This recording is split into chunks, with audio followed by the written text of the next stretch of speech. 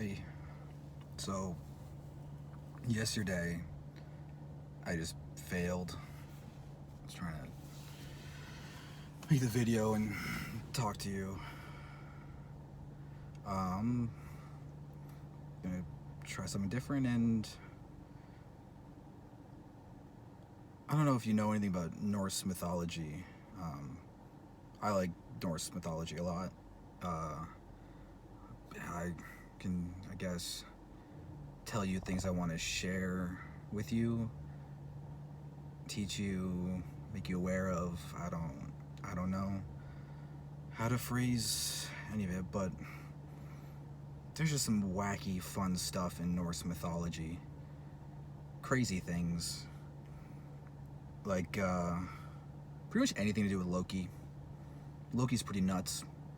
Um, I think one of the craziest just couple sentence facts or whatever from Norse mythology is that Loki was a shapeshifter, and he used that in very odd ways.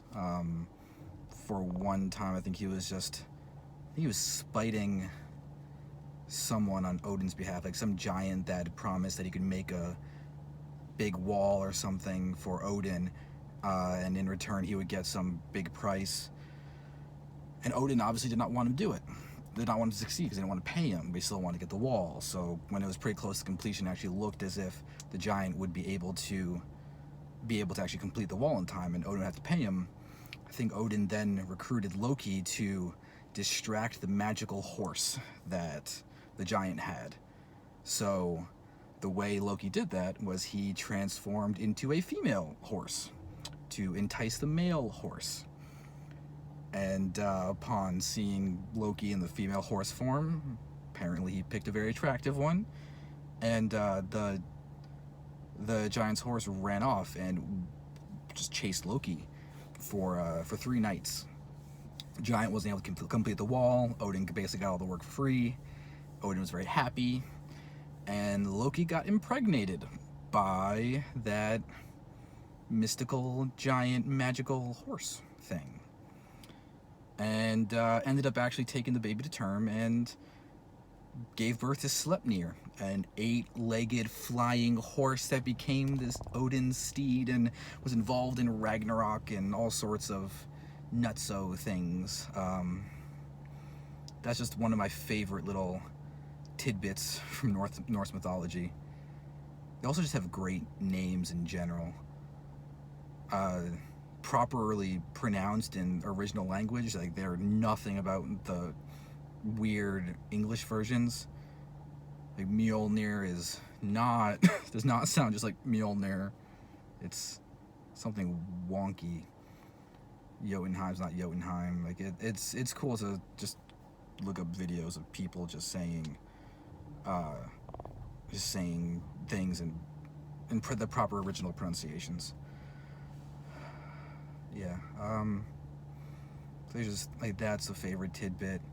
There was the time Thor's hammer was stolen. Well, Mjolnir was stolen, and so to get it back, somehow I don't know if it was an arranged marriage. I forget the details on it, but essentially he became a fake bride to a giant who had the hammer or the wedding day and everything to get close enough to the hammer to then murder everyone at the feast because they stole his hammer, and he wanted it back because it was his. There's actually a great song about this. I've been going back and learning these stories again.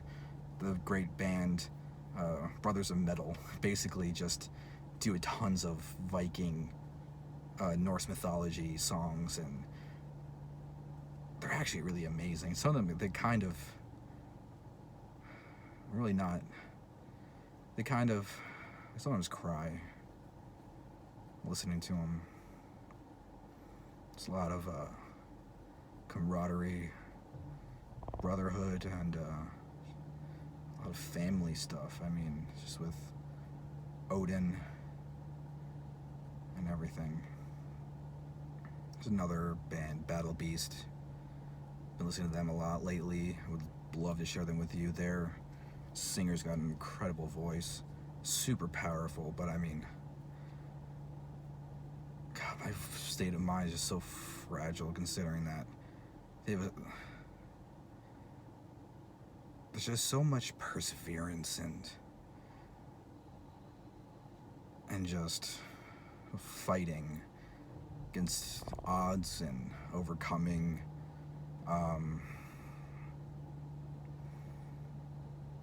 it was my birthday a few days ago, and there's the corona pandemic. I don't know how much you're aware of that or when you're even watching this or if you're even going to watch this, but in case you do, I had to have a little virtual chat with my brother, my mom, my sister, my uncle, and my mom just made a little slideshow with some fun trivia questions and stuff about me, but one of them was, if I had a theme song, what would it be? And I thought of the song "We Will Fight" by Battle Beast.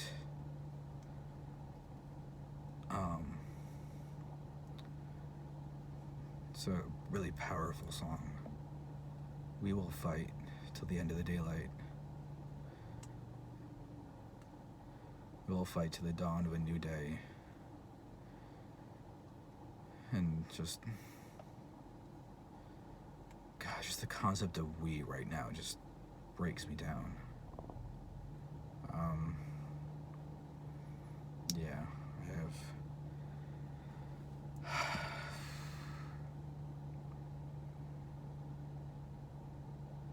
I don't know how to do the we concept. Oh. I mean, how is there a we concept when I'm alone in my car? I don't even want to step into my home. This place is not a home.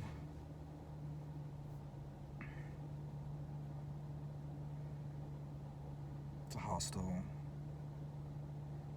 place to me.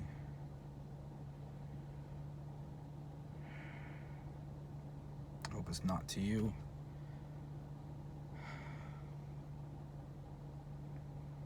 I tried to make it all work.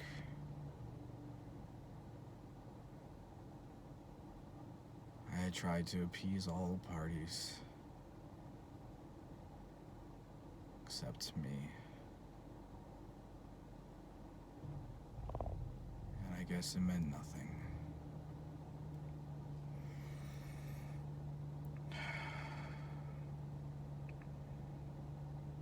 We will fight, right?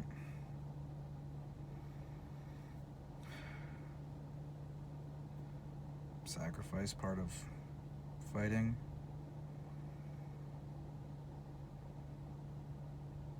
Is this sacrifice? I don't know.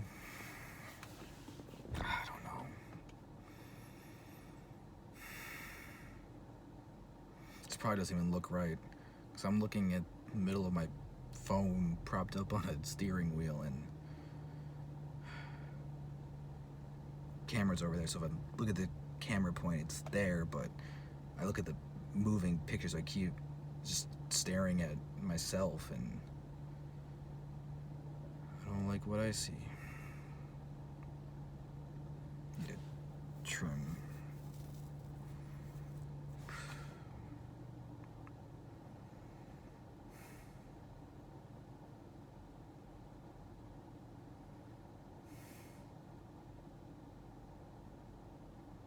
That's...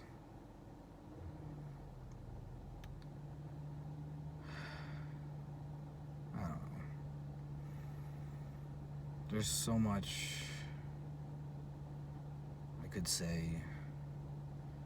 I don't know what I should say. I'm just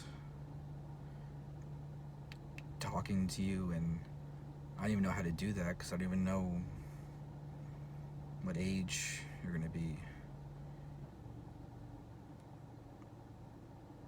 I would have liked to have seen you on my birthday. yours is 2 months and 20 days away for your first birthday. I haven't seen you in a little over 8 months. I was trying to do some wood carving stuff around the time you were born. With your heart stuff, I actually started carving a little heart that would have been about the size of yours when all of the stuff was going down. I didn't have the heart to finish it.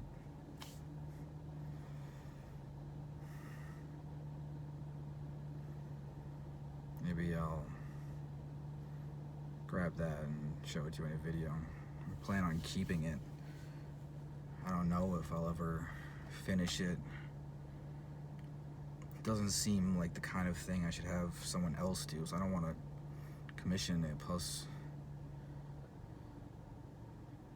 it just feels as if it would have more meaning if I could somehow do it. But that is such a huge project. The aorta, the valves, trying to get the veins and doing it all in wood carving with essentially one color.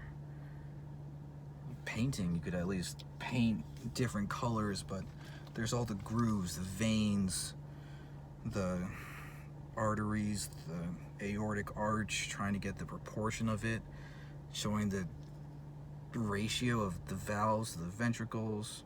Not the valves, sorry, the atria and the ventricles.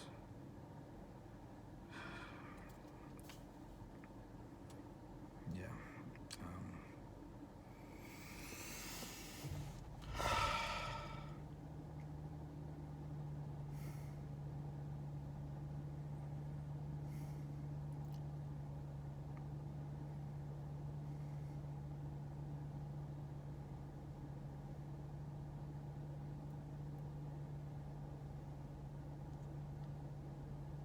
I really wish things had smoothed out. Just was not. Just wasn't gonna happen, I guess.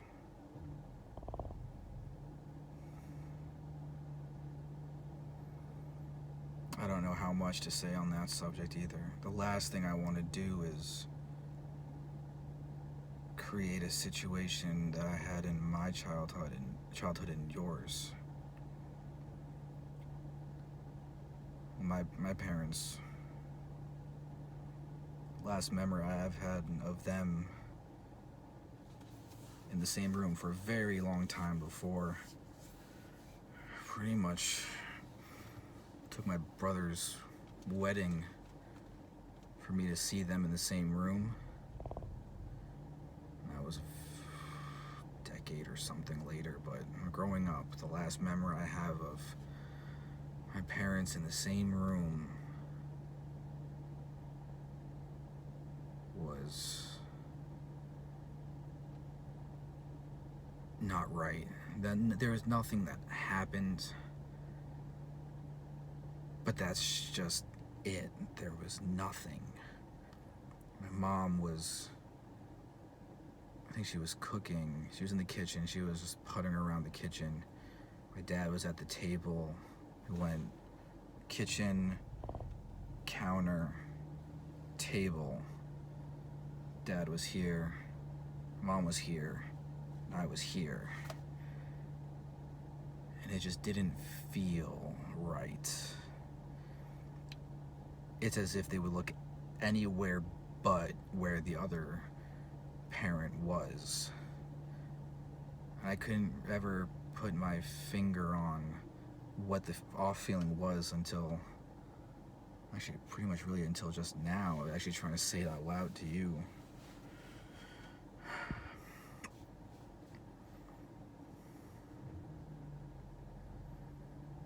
I don't hate your mother. I just want you to know that. Did everything I could for you and her.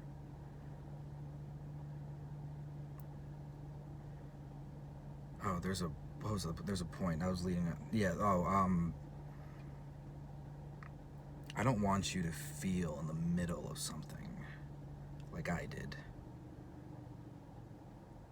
And then years later, because it really was about a couple of years later that they told us about the divorce and everything. I guess technically that would probably be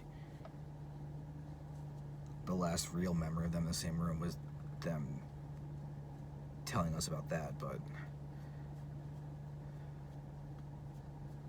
I don't know, maybe the one in the kitchen was the last pure memory before that. I don't know. But once that moment happened, everything changed. And I tried so hard not to choose between my mom and my dad.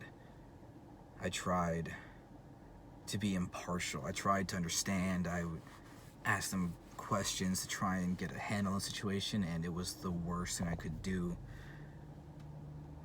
So one side told me too much, and the other side tried to be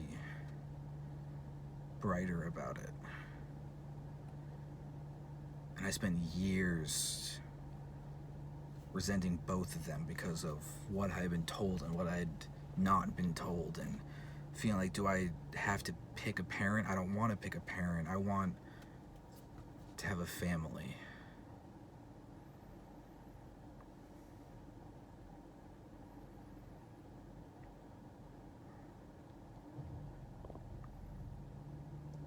I don't want to say too much on the negatives. I want you to see these videos and realize I've never tried to be a bad person. I've never tried to ignore you. I never wanted to have you in the middle. That would be the worst thing ever, is to have you end up sitting at that counter knowing something's wrong, not quite understanding, and not having any power to do anything about it.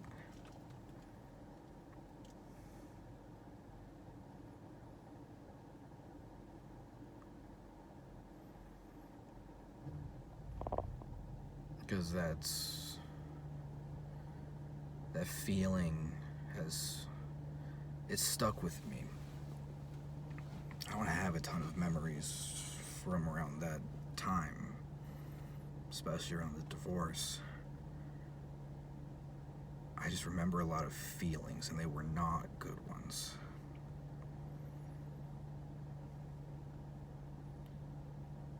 So I want you to know that once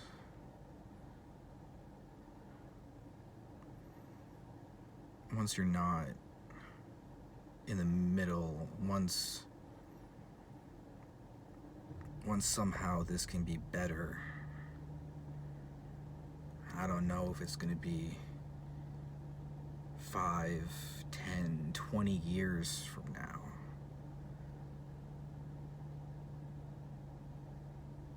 I'll be here. I might cry. I'm trying to get better with that.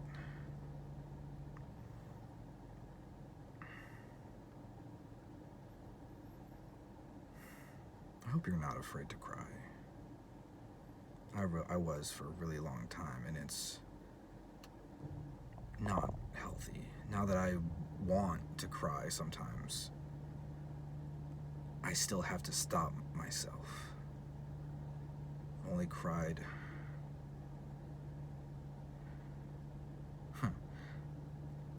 can only remember 3 significant cries that I've had in the last year. 2 of them were actually in the hospital. The first night and the second night that you were taken to Children's after this, the second hospital. Yeah, yeah, I was on top of things. I really was. Like, there was, when that went down, I had purpose. I coordinated with so many people to make sure that everyone knew how you were doing, what was going on. I wanted no one to have any gaps in updates. I wanted to take pressure off of your mother and her side of the family. I wanted to be the one doing the stressful stuff so that everyone else could take a step back and do more of the processing. But that was during the day. God, nighttime, when it was quiet,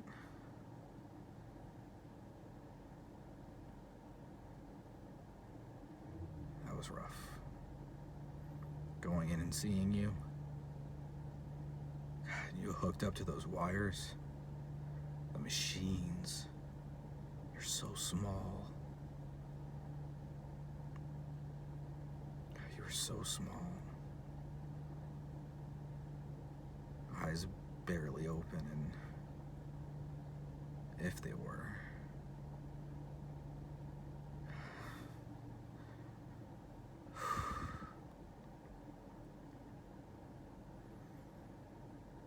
I don't like that the majority of my memories of you are like that.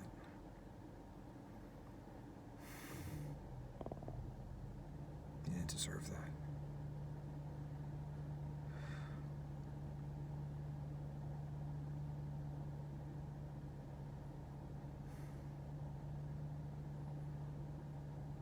God, anyway, I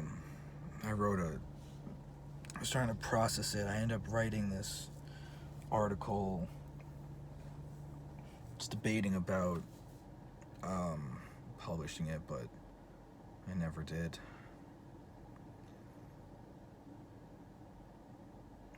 Maybe I'll read out a copy of it or something for a video for you, or I don't know. It's a theme.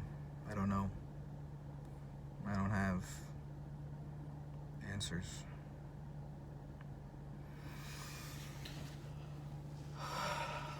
Maybe I'll just stick to saying weird stories from mythology.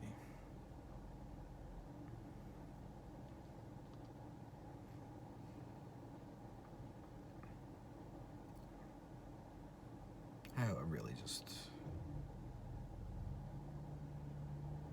hope you're happy however things turn out. I hope the sound on this thing is okay with the engine that's still on. God, I hope you have a safe home. A home you feel good in. You belong. It sucks not feeling like you belong.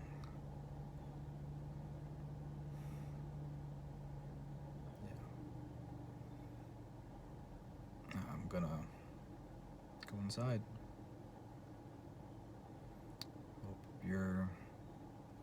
I hope you're doing okay.